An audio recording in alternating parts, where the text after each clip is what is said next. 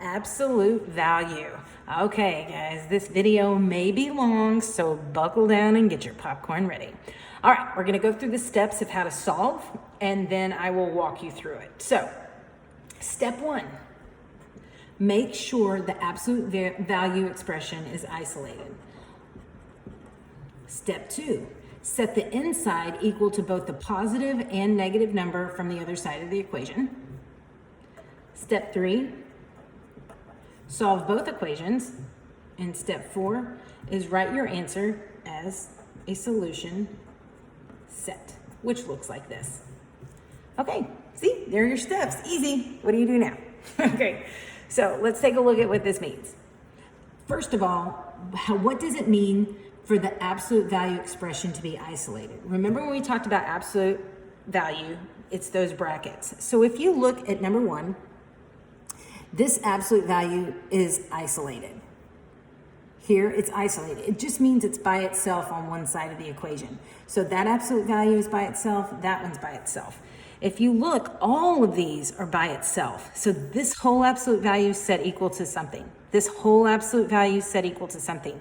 Even on numbers 5 through 8, it is still that absolute value bracket is isolated. It's by itself. Nothing is surrounding it.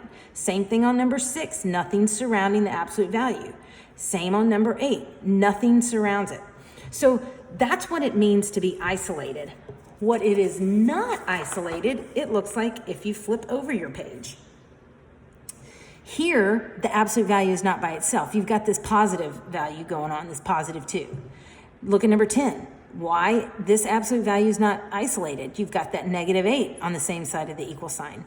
All of these guys, nobody is isolated. Look at all this stuff you got going on here. So your first step, what it means is to isolate that absolute value. On numbers 1 through 8, all of these are already isolated. So that's what it means for step one, is to make sure the absolute value expression is isolated. Step two, we're gonna set the inside. So look inside those absolute values, and it's just X. So we're gonna set the inside equal to both the positive and negative number from the other side. So I'm gonna set what's inside, I'm gonna set it equal to the positive on the other side, and I'm gonna set it equal to the negative on the other side. Then I'm gonna solve. In this case, I don't need to because it's telling me that X equals 2 and X equals negative 2. Here's how I have to write my solution set. I have my variable of X, an equal sign, and then I do my bracket. And then I list them from least to greatest. Negative 2 and 2, and notice how I draw my bracket. It's like a little parenthesis, a little arrow, and another parenthesis. A lot of times students are like, oh, I can't draw it, I just do a squiggle. No, I'm sorry, that's not good enough. If you're having trouble making your bracket, then practice. It's not something to just squiggle down, not in math. It needs to be precise. So if you have trouble making brackets, just practice a little bit longer. Now, notice why this is negative, because if I set negative 2 inside here, what is the absolute value of negative 2? Well, it's positive 2. And the absolute value of 2 is still positive 2. So you have two answers for absolute value. It's negative in this case and positive. Okay, let's take a look at number 3. We already know that it's isolated. And so now I'm going to take what's inside that absolute value, 5z, and I'm going to set it equal to the positive value on the other side. And then I'm going to take 5z. Notice I'm not changing anything. It's still 5z. And I'm going to set it equal to the negative value on the other side. And now I solve. I divide both sides by 5. Z equals 8. Divide by 5. Z equals negative 8. I solved them, and now I make my solution set. My variable is z. I set that equal to least to greatest is negative 8 and 8, and then I close my bracket. Okay? A lot of times students will just solve for 8, and they'll say, oh, if this is 8, it's negative 8. No, that's not true. You need to finish the process, because watch what happens on number 5. I take what's inside the absolute value. What's inside is d plus 1. I set it equal to the positive value on the other side, which is 8. And then I take what's on the inside, d plus 1, and I set it equal to the negative value. So positive 8 and negative 8. And now I just solve like I do.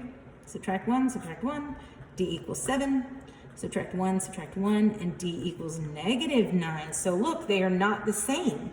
So now I have d equals negative 9 and 7. And of course, you can always check your answer. If you plugged in a negative 9 plus 8 is a negative 8. Absolute value of negative 8 is 8. And if I plug in a 7 plus 1 is 8. Absolute value of 8 is 8. So sometimes they are different. So hopefully you notice the pattern here. So I set whatever's inside that absolute, once it's isolated, I set it equal to the positive value, and I set it equal to the negative value. And I solve. Subtract 2, 4n equals 32, divide by 4, and n equals 8. Subtract 2, 4n equals negative 36, and when I divide by 4, n equals negative 9. So my values here are negative 9 and 8. Okay, so that's what happens when your absolute value, it's isolated. So what do we do when it's not isolated? Well, we are going to use our algebra skills and we're going to isolate them. So if there is stuff outside the absolute value of ours, what do? We got to isolate. Isolate the absolute value. That's our first step. So to do it, I got to get rid of the junk. How do I get rid of the positive 2? Just like we've been doing. Subtract 2 to both sides. And now I have the absolute value of c set equal to 10. And now I branch it. I put c equal to the positive value, and I put c equal to the negative value. Here, there's nothing left for me to solve. So now I make my brackets, negative 10 and 10. Okay? All right. So let's look at number 11. My first step, it's not isolated. I need to. So how do I do it? I divide both sides by 6, and I get the absolute value of x equals 4. And now I branch it. I set the inside equal to the positive value, and I set the inside equal to the negative value. No need to solve because x is 4 and x is negative 4, so I make my solution set to be negative 4 and 4. All right, let's look at number 13. I've got to get rid of this dividing by 6. Well, how do I do that? I multiply both sides by 6, and I get 2w minus 4 equals 18.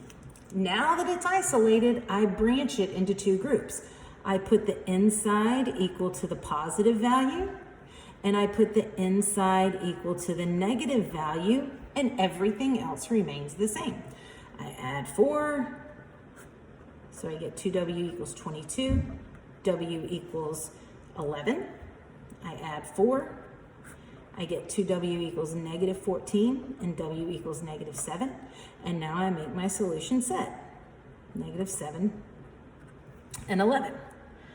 All right, let's do number 15. So I got a lot of junk here. So to isolate to get that, it would be the same thing as if all this were x. If you had 7x minus 6 equals 106. What would you get rid of first? You got to get rid of your constant term first. So I'm going to add 6 to both sides, and I get 7 equals 112. Now I got to get rid of that 7. So now I'm left with the absolute value of 4n plus 8 equals 16. Now that it's isolated, I do what I do. I branch it. I set the inside equal to the positive value, and I set the inside equal to the negative value. And I solve. Subtract 8. I get 4n equals 8. Divide by 4, and n equals 2. Subtract 8. 4n equals negative 24. Divide by 4, and n equals negative 6. And I put it in a solution set. So I get n equals negative 6 and 2, least to greatest, and there's my answer. Okay, so hopefully you know how to isolate and solve for absolute values. Look at this special case down here. Do not let this trick you. A lot of times students just see a pattern, they go and they solve, and they would say, okay, x equals negative 6, x equals 6. But stop and think about it. Would you ever have an absolute value equal to a negative number? No, you can't. It's impossible because absolute value, whatever's, if it's inside that absolute value, it can never be negative. Distance is never negative. So this would be no solution. because that absolute value will never be negative. All right, let's look over here. So it starts out and it looks okay. So, but when I isolate and I divide by 3 and I divide by 3, I get the absolute value of 2x plus 1 equals negative 7.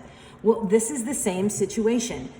Absolute value, if it is isolated, it can never equal a negative number. So again, this would be no solution because absolute value can never be negative. Okay? Come and see me if you have any questions.